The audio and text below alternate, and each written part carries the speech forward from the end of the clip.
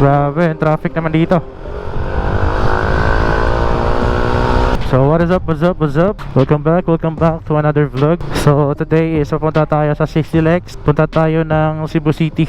So first time po natin dadaan, nadala si Sniper. Nung last time yung dala natin is yung Aerox. Nag-rent lang tayo dito sa Cebu. So si yung lugar na naplanuhan natin napuntahan para magandang yung view while nagba-vlog tayo.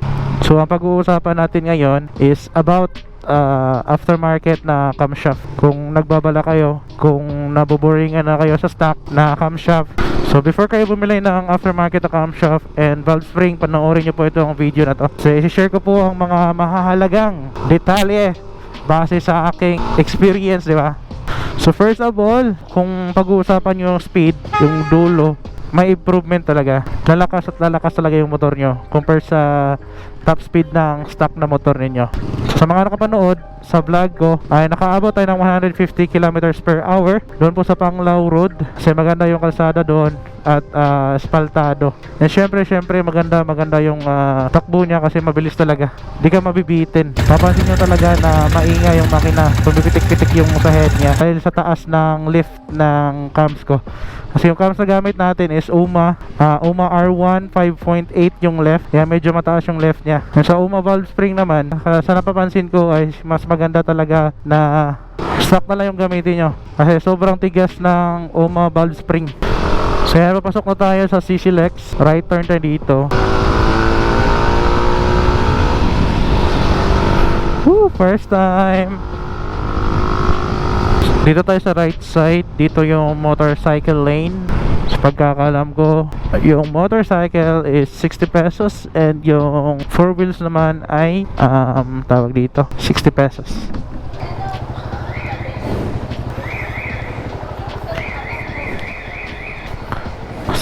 Alright, 60 pesos. Thank you. So nangyari kasi sa head natin ay nasira yung valve. Diba yung valve, yung forma is yung sa kabilang side ay para siyang payong. At sa kabilang side, straight lang siya. So napudpud yung straight na pinakadulo ng valve natin, yung valve stem, pinakadulo nun napudpud. Siguro dahil sa taas na lift ng cams or dahil sa valve spring na matigas. Pag sinabing matigas sa valve spring, syempre mabilis siyang bumalik yung play ng kanyang valve. Kaya siguro dahil sa tigas ng valve or I'm not sure kung sa valve spring talaga or sa camshaft or sa left niya kasi mataas yung left ng cams or depende na lang sa paglagay ng mekaniko. Kaya mas mainam talaga na maghanap kayo, mag-research kayo, magtanong-tanong kayo sa kaibigan ninyo na sino yung pinakamagaling na mekaniko regarding sa mga ganitong klaseng scenario kung gusto nyo talagang mag-upgrade ng makina. Kasi napag-install ng camshaft natin and valve spring, yung gamit natin na cam bearing is yung stock pa din. Wala naman tayong idea, di ba, na kung ano yung dapat papalitan. Nag-aagad na lang tayo sa mekaniko kung ano yung sasabihin. Pero di tayo sinabihan na mapalit ng bearing para ma-safe yung bearing. Yung ginawa, tinanggal yung stock na bearing sa kanyang cams, tapos pinupukpuk-pukpuk. Kaya siguro yung isang reason kung bakit nasira kaagad yung valve kasi meron na siyang konting clearance na gumagalaw-galaw na yung bearing. Gawa nga ng pinupukpuk niya para matanggal yung bearing papunta doon sa UMA na camshaft. I'm not sure. Hindi naman tayo yung perfecto, pero ito po yung case na napapansin ko bakit nagkaganoon. And pangalawa, yung oil. Dapat kasi napalit tayo ng gear oil para mas maraming oil na pumapasok sa head natin para mas maganda yung lubrication. Yan yung pangalawang guess ko kung bakit nagkaganon. And pangatlo naman, sa oil na ginagamit ko. Ang advice kasi ng mekaniko, kahit na stock bore lang yung makina ko, advice niya yung 20W40 ba yun o 50. Di ba masyadong mataas na yung viscosity niya, naging 20. Okay lang sana kung 15 or 10. Sobrang lapot na ng 20, kaya siguro yan yung nangyari. Di maganda yung lubrication sa loob ng makina and sa head. Mas mainam talaga na maghanap kayo ng magaling na mekaniko na eksperyensado talaga, lalo na sa motor natin na Sniper 150. Alam ko dito sa Cebu marami namang magagaling na mekaniko.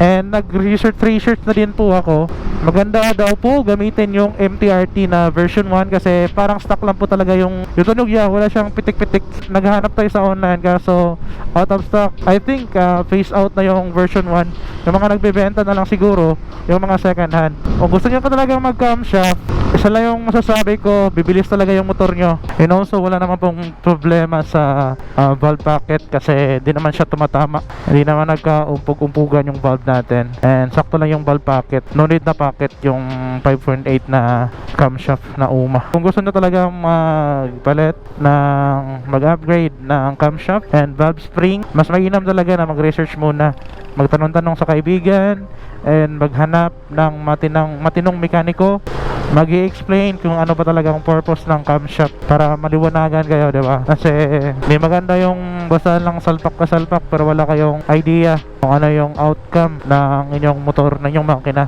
Tulad ng nangyari sa motor ko, napagastos tuloy. Nagpalit tayo ng ng valve and tappet screw. Yan, nag-order tayo. Tapos yung gamit natin ngayon na valve is Pitch Bike Diamond. Standard size pa rin yung binili ko kasi stock lang naman yung head natin. Ayan yung tappet screw, genuine sa Yamaha. But now so far so good naman yung takbo ng motor natin kasi binalik natin sa stock na cams and stock na valve spring. Kaya ngayon walang sakit sa ulo, di ba? So yun na siguro mga bro. Kung may nakalimutan man ako, kung ano yung parehas na ba tayo na experience, pakicomment na lang po sa baba.